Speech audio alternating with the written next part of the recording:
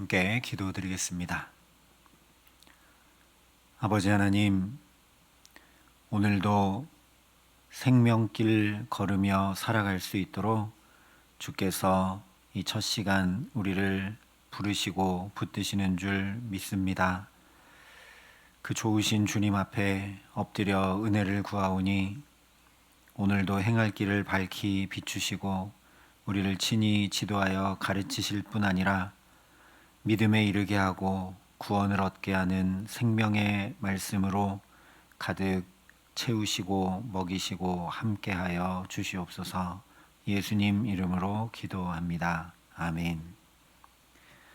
오늘 우리에게 주시는 하나님 말씀은 사무엘하 13장 28절부터 36절의 말씀입니다. 사무엘하 13장 28절부터 36절의 말씀을 봉독해 드리겠습니다. 하나님의 말씀입니다. 압살롬이 이미 그의 종들에게 명령하여 이르기를 너희는 이제 암논의 마음이 술로 즐거워할 때를 자세히 보다가 내가 너희에게 암논을 치라 하거든 그를 죽이라. 두려워하지 말라. 내가 너희에게 명령한 것이 아니냐. 너희는 담대히 용기를 내라 한지라. 압살롬의 종들이 압살롬의 명령대로 암논에게 행하매 왕의 모든 아들들이 일어나 각기 노새를 타고 도망하니라. 그들이 길에 있을 때에 압살롬이 왕의 모든 아들들을 죽이고 하나도 남기지 아니하였다는 소문이 다윗에게 이르매 왕이 곧 일어나서 자기 옷을 찢고 땅에 드러눕고 그의 신하들도 다 옷을 찢고 무셔 선지라. 다윗의 형 시므아의 아들 요나답이 아뢰어 이르되 내 주여 젊은 왕자들이 다 죽임을 당한 줄로 생각하지 마옵소서. 오직 암논만 죽었으리이다. 그가 압살롬의 누이 다말을 욕되게 한 날부터 압살롬이 결심한 것이니이다. 그러한즉 내 주 왕이여 왕자들이 다 죽은 줄로 생각하여 상심하지 마옵소서. 오직 암논만 죽었으리이다 아니라. 이 압살롬은 도망하니라. 파수하는 청년이 눈을 들어 보니 보아라 뒷산 언덕길로 여러 사람이 오는도다. 요나답이 왕께 아뢰되 보소서 왕자들이 오나이다. 당신의 종이 말한 대로 되었나이다 하고 말을 마치자 왕자들이 이르러 소리를 높여 통곡하니 왕과 그의 모든 신하들도 심히 통곡하니라. 아멘. 오늘 말씀은 압살롬이 원한과 증오와 더불어 하나님의 말씀대로 정의와 공의를 세운다는 대의 명분 뒤에 자기가 왕 위에 오르고자 하는 그 정치적 야욕을 숨긴 채 그 경쟁자였던 형 암논을 암살한 사건 이후에 어떤 일이 일어나게 되었는지를 전해주고 있습니다. 한 가지는 당연히 다윗도 왕자들도 신하들도 참람하여 애통한 것이고 다른 한 가지 역시 당연히 압살롬이 도망하게 된 일입니다. 먼저 30절 31절에 보면 그들이 길에 있을 때에 압살롬이 왕의 모든 아들들을 죽이고 하나도 남기지 아니하였다는 소문이 다윗에게 이르매 왕이 곧 일어나서 자기의 옷을 찢고 땅에 드러눕고 그의 신하들도 다 옷을 찢고 모셔 선지라 말씀을 합니다. 29절에 말씀한 것처럼 암논을 제외한 왕자들은 잔치 자리에서 갑자기 암논이 죽임당하는 것을 보고 혼비백산하여 각기 노새를 타고 도망했습니다. 그런데 노새는 말처럼 빠른 것이 아니기 때문에 여기는 뭐 빨리 올 필요가 없이 지금 양털 깎는 잔치에 초대되어서 온 것이기 때문에 노새를 타고 왔을 것이고 다시 노새를 타고 도망하고 있는 거죠. 그래서 아직 왕자들이 예루살렘을 향해 열심히 도망치고 있을 때, 즉 30절에 얘기하는 것처럼 그들이 그 길에 있을 때에 이미 다윗에게 먼저 이 소식이 전해집니다. 당연히 안보와 국방을 위해 전국 각지에 파견된 왕의 정보원들에 의해서 재빨리 이 소식이 전해졌겠죠. 물론 일어난 일과는 좀 다르게 압살롬이 왕의 모든 아들들을 죽이고 하나도 남기지 아니했다는 잘못된 소식이 전해집니다. 어쨌든 이것은 왕의 사자들이 전한 신뢰할 만한 소식이기 때문에 다윗과 신하들은 황망해서 옷을 찢고 애통합니다. 그런데 이때 갑자기 요나답이 등장하여서 이상한 위로를 전합니다. 32절 33절에 보면 요나답이 다윗을 향해서 왕이여, 왕자들이 다 죽은 것 아닙니다. 오직 암논만 죽었을 것이니까 너무 상심하지 마십시오라는 말도 안 되는 이야기를 합니다. 지금 아들들이 죽었다는 소식에 자기 옷을 찢고 땅에 드러누운 아버지를 향해서 다 죽은 것 아니라 암논 하나만 죽었으니까 심려치 말라 하는 것은 이 상황에 할 말도 아니고 전혀 조언이나 위로가 되지 못하는 말입니다. 왕자들이 다 죽었든 암논 하나만 죽었든 아버지 다윗은 통곡하고 애통하고 전에 야곱이 그랬듯이 정말 지옥에 내려가는 것 같은 심정일 텐데 이런 것은 전혀 할 말도 아니고 위로도 되지 못하는 거죠. 실제로 후에 도착한 왕자들이 요나답의 말대로 암논 하나만 죽었음을 정확히 확인시켜 주었을 때도 다윗이 천만다행이다 이렇게 한 것이 아니라 살아남은 왕자들까지 모두 다 더불어 함께 통곡하고 암논의 죽음을 애통했습니다.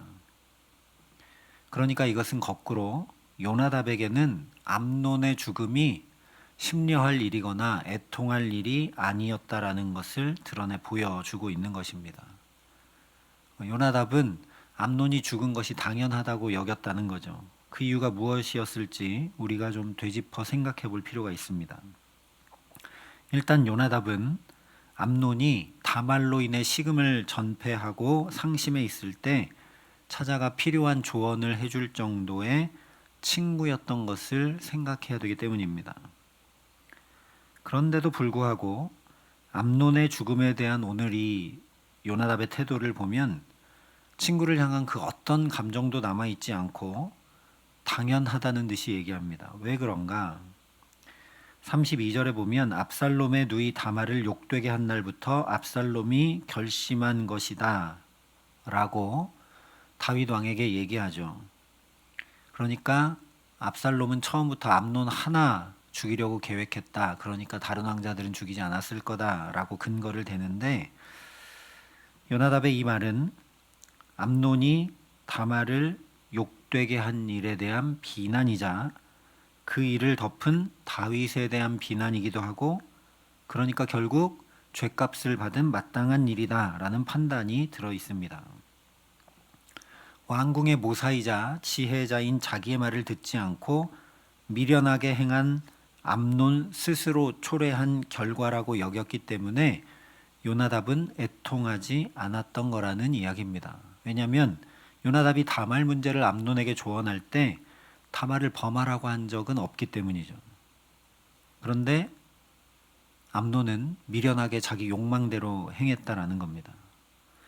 만약에 다말을 범한 일도 요나답이 조언했던 것이라면 이렇게 뻔뻔하게 나타나서 비판의 목소리로 이야기할 수 없겠죠.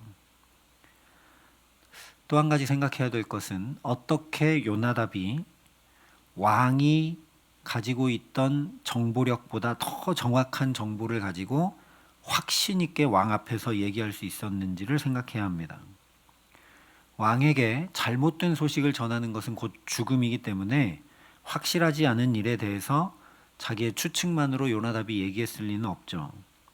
물론 32절에 압살롬이 암논만 죽였을 것이 분명한 이유에 대해서 누이 다말 때문이다라고 이야기를 하죠. 그런데 이 사실이 암논만 죽었을 것이다 라고 확실하게 이야기할 수 있는 근거였다면 더더욱 이상한 일입니다. 왜냐하면 이 처참한 일을 압살롬이 계획하고 있다는 사실을 요나답이 알고 있었다는 건데 그런데 왜 이 사실을 다윗 왕에게 보고하지 않았는지 아니면 최소한 자기 친구인 암논에게 왜 미리 알려주고 주의를 주지 않았는지에 대해 의심할 수밖에 없기 때문입니다. 뿐만 아니라 압살롬이 왕궁에 찾아와서 양털 깎는 잔치에 초대했을 때 요나답은 왕의 측근 모사였으면서도 왜 다윗에게 한마디 조언도 하지 않고 경고조차 하지 않았는지 이해할 수 없기 때문입니다.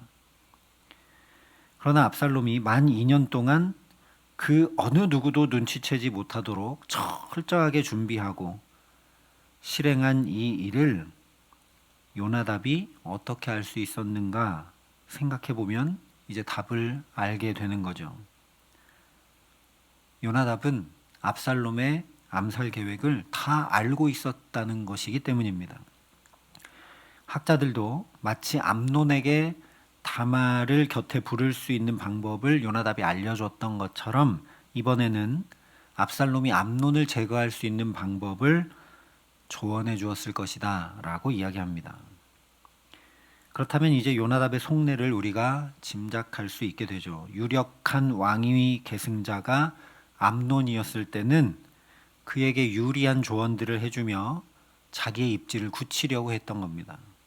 그런데 암논이 자기 조언대로 안 하고 욕망대로 행해서 누이를 욕보이고 심지어 내쫓아버리고 책임지지 않자 요나답이 암논에게는 더 이상 소망이 없다고 판단했을 겁니다. 그래서 다음 유력자인 압살롬을 도와서 이 암논을 제거해내고 그를 또 왕위에 올려서 자신의 정치적 영향력을 공고히 하려고 했던 거죠. 더 나아가서 모두가 통곡하고 있는 상황에서도 자기 혼자 어쩌면 위로도 되지 않고 말도 안 되는 이런 이야기를 하면서까지 내가 상황과 정황과 또 모든 일에 대해서 누구보다 지혜롭게 잘 판단하는 사람이다 라는 것을 나타내 보이면서 다윗 왕에게까지 자신의 영향력을 확고히 하려 하고 있다라는 겁니다. 그렇기 때문에 35절에 보면 보소서 왕자들이 오나이다. 당신의 종이 말한 대로 되었나이다 라고 얘기합니다. 다윗 왕이여 보십시오. 내 말이 맞지 않습니까? 내 말대로 되지 않았습니까? 라고 아주 당당하게 얘기하고 있는 거죠. 오늘 말씀을 통해 성경은 그저 다윗 시대에 있던 어떤 정치적 역학관계나 그 권력 곁에 있는 모사들이 볼 때 유력한 사람에게 이렇게 붙어가지고 자기의 입지와 자기의 정치적 권력을 확고히 하려고 하는 그런 권력욕을 우리에게 얘기해 주려는 것은 아닙니다. 앞서 압살롬의 경우처럼 요나답의 경우도 굳이 상세하게 전해주면서 하나님 나라를 구축해 나가는데 걸림돌이 되는 반면교사로 우리를 교훈하고 있는 것입니다. 즉 요나답의 모습을 통해 자기의 말대로 되기를 원하고 바라며 자기의 말대로 되는 것을 매우 뿌듯해하고 자랑하는 인간의 죄된 본질을 말씀하고 있는 겁니다. 이것은 다윗에게서부터 시작이 됐죠.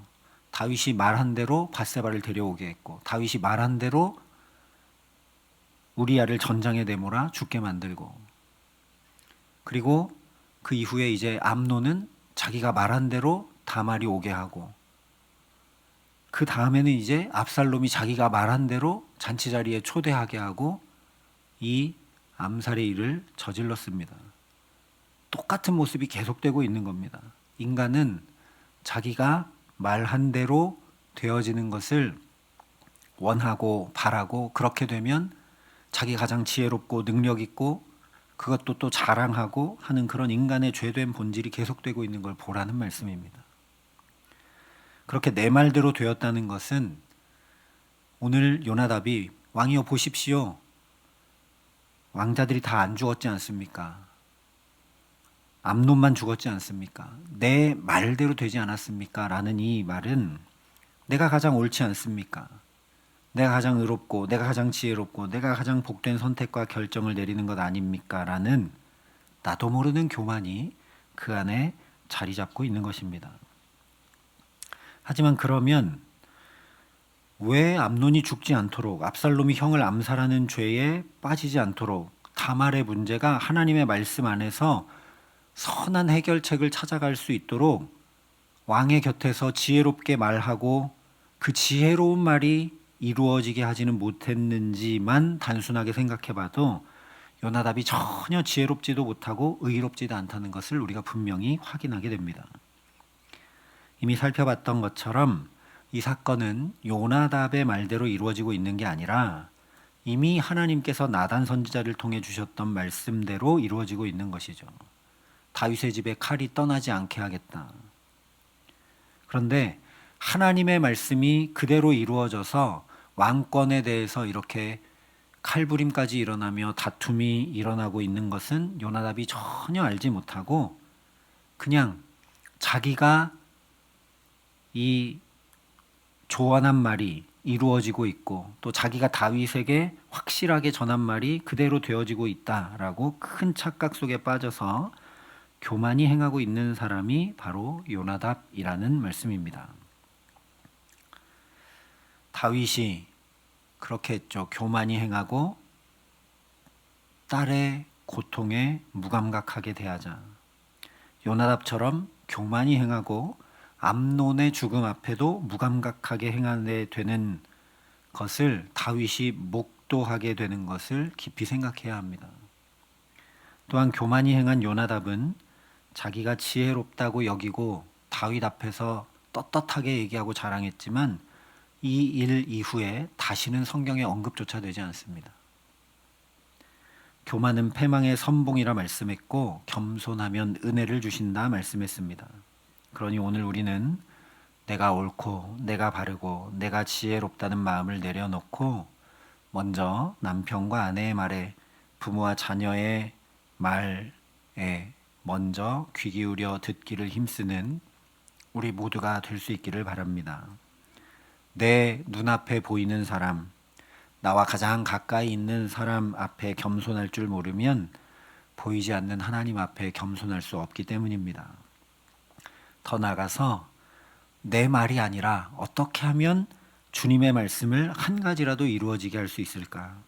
내 주장, 내 바램, 내 뜻이 이루어지는 것이 아니라 오직 주의 말씀에 겸손히 순종할 수 있을까 하여서 내 교만한 마음을 버리려 힘쓰는 것이 아니라 하나님 앞에 주님 내 마음을 새롭게 창조하여 주옵소서 구하는 이 첫 시간 될 수 있기를 간절히 기도합니다.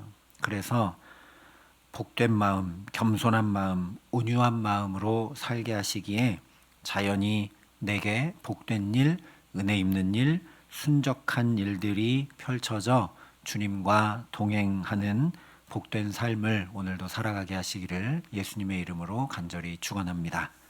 함께 기도하시겠습니다. 아버지 하나님, 선지자를 통해 미리 주셨던 말씀을 마음 깊이 담지 못하여 새 창조의 역사, 죄를 걷어내고 복된 걸음으로 나아가지 못하고 이렇게 처참한 일들 앞에 놓이게 되는 다윗과 또 그 집안과 또 요나답을 오늘 말씀을 통해 보게 됩니다. 하나님, 우리에게 복된 길을 걸을 수 있는 말씀을 우리 손에 들려 주셨음에도 불구하고 이 말씀 잘 들으려 하지 못하고 이 말씀 가까이 하지 못하여 우리 삶에도 말씀이 선포되어진 자리에 일어났던 그 창조의 역사가 잘 일어나지 못하고 있음을 긍휼히 여겨 주시옵소서. 오늘도 그러니 내 말이 이루어지기를 바라고 원하기보다 주님 앞에 겸손히 은혜를 구하고 하나님의 말씀이 오늘 내 삶에 한 가지라도 이루어져 그 놀라운 창조의 역사 가운데 주와 함께 평강의 길, 은혜의 길, 복된 길을 걸으며 살아갈 수 있도록 이 기도의 시간 하늘 문을 여시고 우리 각 사람에게 임하셔서 새 마음을 주시고 하나님 새 창조된 복된 사람으로 오늘을 살아감에 부족함 없도록 주께서 역사하시고 함께하여 주시옵소서. 이제는 주 예수 그리스도의 은혜와 하나님의 사랑과 성령님의 교통하심이 여기 머리 숙여 주님 주시는 새 마음 가지고 새 사람으로 주의 말씀 따라 살기를 소원하고 결단하는 여기 모인 모든 주의 성도들과 사랑의 빛교 모든 교우들과 이 나라 이 민족과 이 귀한 복음을 오늘도 세계 만방에 전하시는 선교사님들 가운데 이제로부터 영원토록 함께 하시기를 간절히 축원하옵나이다. 아멘.